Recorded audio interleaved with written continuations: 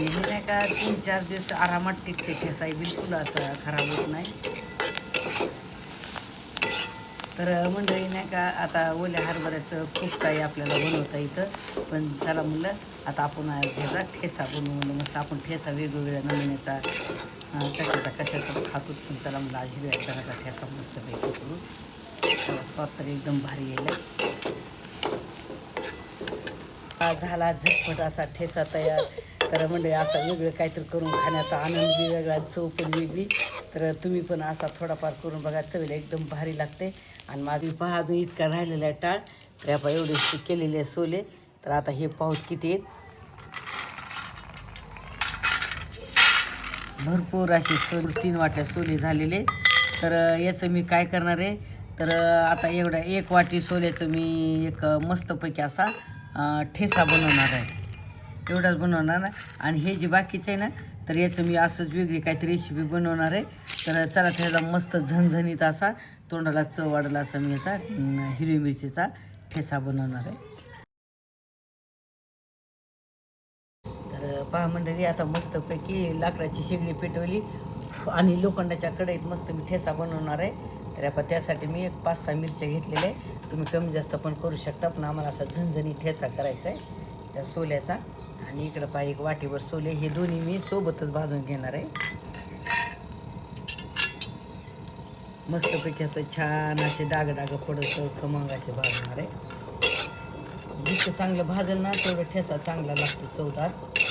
तर पहा मस्त ह्याला असे डाग पडेपर्यंत छानपैकी भाजलेले. आता याच्यात मी थोडंसं तेल घालणार आहे. आता मिरचीचं फोटोपर्यंत भाजायचं. आणि याच्यातच मी 5-6 लसणाच्या पाकळ्या टडकल न काढताय, गावरान लसूण नाही ह्याच्यातच टाकलेलं आहे. लसूण पण भाजून काढायचा. चला आता भाजलेलं हे उतरून घेऊ. काय मस्तपैकी भाजलेलं आहे. आता हे काय करते मी डायरेक्ट पाट्यावर घालणार आहे. आणि हे पाटा नाही का मंडळी, मी अगोदरच हे धुवून ठेवलेला कोरडा करून. चला आता याला खसं वाटून घेणार आहे गरम गरम. किती मस्त भारी गरम गरम वाटल्या चालले.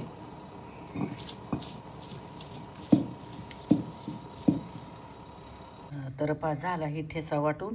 तर आता काय करणार आहे, ही जी कढई आहे ना आपण भाजली होती सोले आणि मिरची, तर हीच कढईत मी ठेसासाठी परतून घेणार आहे.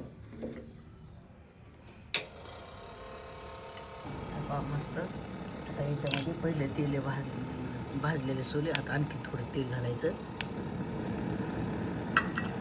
तेल पण छानपैकी गरम झालेले. जिरं घालायचं. लसूण असा कट केलेला आहे भरपूर असा, आणि वाटताना पण घातलेला आहे. छोटा कांदा कट केलेला फोडणीसाठी. कांदा छान लालसर होईपर्यंत परतायचा. चाट मसाला टाकायचा, असं हिंग टाकायचं, म्हणजे कसं पचनक्रिया होते. आणि पुदिना पण मी थोडासा घातलेला आहे, कारण शेवटी हरभरा आहे ना, तर असं पोट गच्च होणे म्हणून हे थोडंसं हिंग पण टाकलेलं आहे. आणि त्यात पुदिना पण थोडासा टाकलेला, पचनक्रियेसाठी पुदिना चांगला असतो.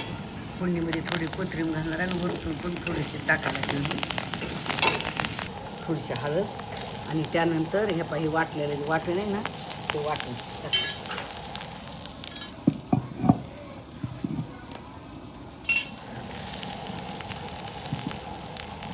आता ही छानपैकी असं परतून घ्यायचं. आणि याच्यात नाही का चवीनुसार मीठ घालायचं. तर ह्या पाहिजे मंडळी मीठ आम्ही शेंदलून मिठाचा वापर करतो.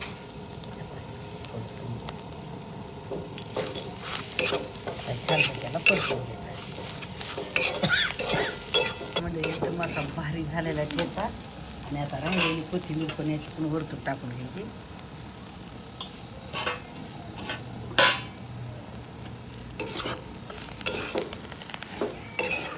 आणि हे नाही का 3-4 दिवस आरामात टिकते ठेसाही बिलकुल असं खराब होत नाही. तर मंडळी नाही का आता ओल्या हरभऱ्याचं खूप काही आपल्याला बनवता येतं, पण चला म्हणलं आता आपण ह्याचा ठेसा बनवू. म्हणलं मस्त आपण ठेसा वेगवेगळ्या नमुन्याचा कशाचा खातो, पण चला म्हणलं आज हिरव्या चण्याचा ठेसा मस्त पैकी करू. स्वाद तर एकदम भारी येईल. हा झाला झटपट असा ठेचा तयार. तर म्हणजे असं वेगळं काहीतरी करून खाण्याचा आनंद बी वेगळा, चव पण वेगळी. तर तुम्ही पण असा थोडाफार करून बघा, चवीला एकदम भारी लागते. आणि माझा झटपट होणारा ठेचा करण्याची पद्धत आवडल्यास जरूर मला कमेंट करा. आणि तुम्ही जर आमची सह्याद्री या चॅनलला नवीन असाल तर लाईक करा, शेअर करा, न विसरता सबस्क्राईब करा. चला तर मग या गरम गरम ठेचा आणि भाकरी खायला.